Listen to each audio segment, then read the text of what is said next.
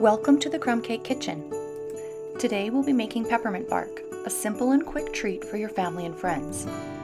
Since I'm working with real chocolate, I'll need to temper the chocolate so it has a glossy surface, breaks off with a snap, and still melts in your mouth.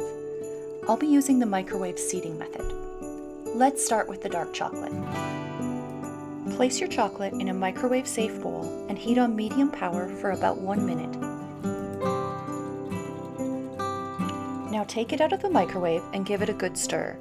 You can see that the chocolate has barely started to heat, but you don't want any hot spots, so it's important that you stir it often. Place it back in the microwave and this time heat it for about 30 seconds.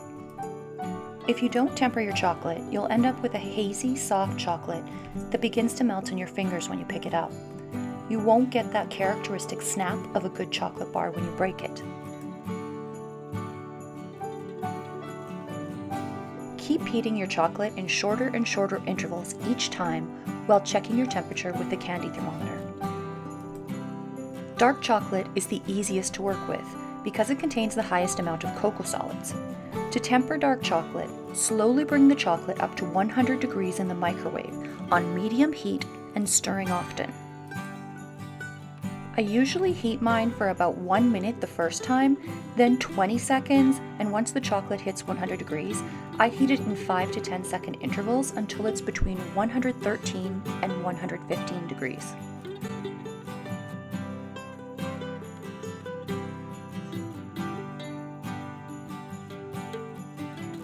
Now that your chocolate is heated to 115 degrees, it's time to add the seed chocolate. Seed chocolate is really just 1/4 of your original bowl of chocolate removed and set aside before heating. Adding this chocolate brings down the temperature of the heated chocolate and allows it to cool to the proper temperature. Keep stirring until the chocolate hits 90 degrees. I'll include all the temperatures and directions in the comments below. Now that your chocolate is fully incorporated and reached 90 degrees, it's ready to use.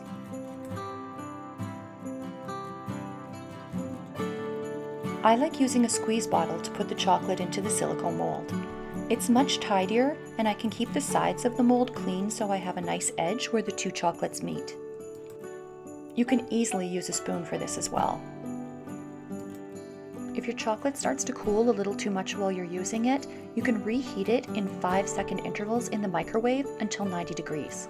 But don't go higher than the working temperature of 90. Carefully squeeze the chocolate into the mold, really just enough to cover the bottom surface. I bought my silicone mold at Michael's and I really like it. You don't want your chocolate to be too thick. Remember, you're doubling the layer.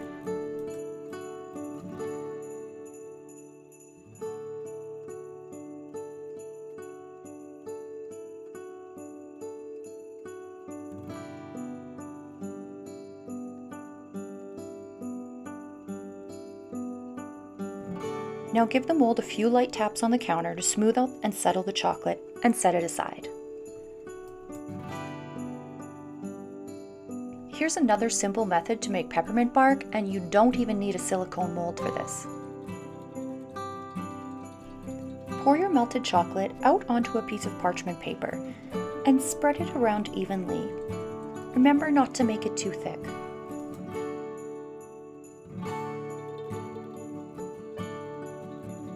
Give it a light tap on the counter and set it aside for later.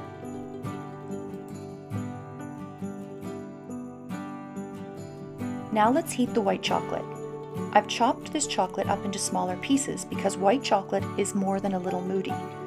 It burns easily, so the smaller pieces will melt more efficiently. Heat the chocolate in stages on medium heat until it reaches 108 to 110 degrees. I heat white chocolate in shorter intervals as it's prone to burning. Start with 30 seconds and quickly decrease from there.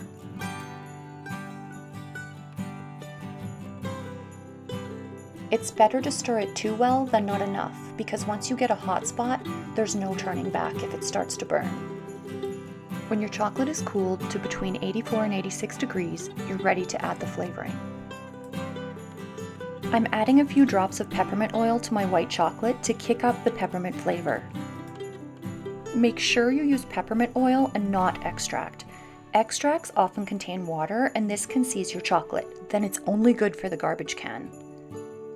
Peppermint oil is extremely concentrated, so it's better to add a couple drops and do a taste test before adding more. Add your reserved chocolate to the mix and stir it until it's fully incorporated. Keep stirring until the white chocolate has cooled to between 84 and 86 degrees. This will take a few minutes. Again, I'll pour my chocolate into a squeeze bottle.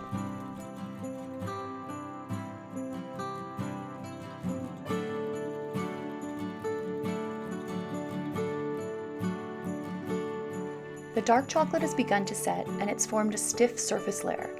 This is the perfect time to add the white chocolate.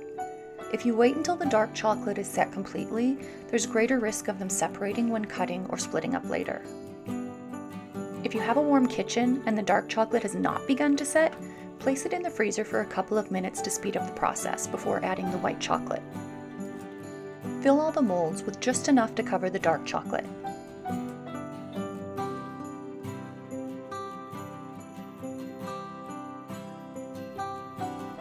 Give it a very light tap to even out. I use a clean toothpick to work the white chocolate into the corners because I can no longer tap it as hard on the counter or I risk breaking the dark chocolate. Now my favorite part, the crushed candy canes. I unwrapped all of these individually wrapped candy canes last night and crushed them, and it took me about 30 minutes. I was at Bulk Barn this morning and realized they sell crushed candy canes at this time of year, so you could really save yourself some unnecessary hassle. Add as little or as many crushed candy canes as you like. I've got some bigger pieces in mine and some smaller ones, and I just like the rustic homemade look.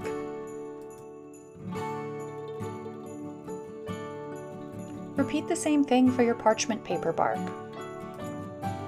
Pour your tempered white chocolate out onto the dark chocolate. You can see that the dark chocolate has just begun to set. This is the perfect time.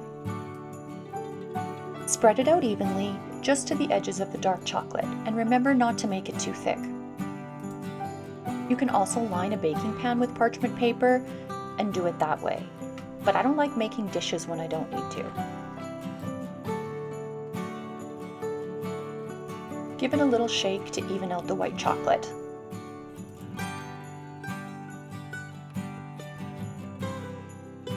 Now add those candy canes.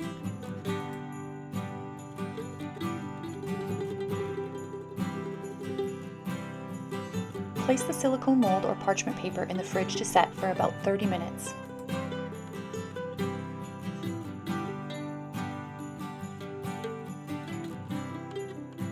Now that the chocolate is set, carefully pop each piece out of the mold.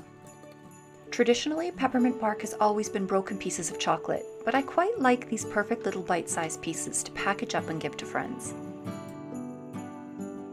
You can store these pieces in an airtight container in the fridge for about 2 weeks. Or make them ahead and store them in the freezer for up to 2 months. I broke this peppermint bark with my fingers. Just keep doing it until you get the size you like. You can see that the chocolate is properly tempered because it snaps when you break it.